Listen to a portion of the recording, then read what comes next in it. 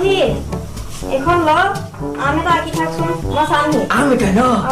হ'ব না আম বাচ্চার নাকি আম বাপ্পাকে একে খাওয়া লাগি গৈছে দেই হ্যাঁ ময়া কামটো আকৌ কেনেকে জাদু ওলাই গ'ল ভীম আমে কি হল হ'ল এইটো দেখোন সঁচা সঁচি আম সেইটোতো আপুনি আঁকি পেলাই দিয়াম দিয়ক হা মিছা কথা ক'বলৈ আহিছ বাৰু তই মোক মাছ কেইটামান খাবলৈ মন গৈছে আহচোন বাৰু মাছ কেইটামান সৰু সৰু মাছকে আকৌ ডাঙৰ মাছ আঁকিব নাজানো যে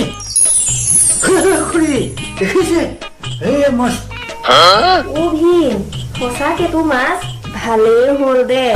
ভীম এতিয়া খাৰৰ জোল বনাব পাৰিম আৰু তই ৰাতিলে কাৰণে মুৰ্গী এটা আঁকিবি দেই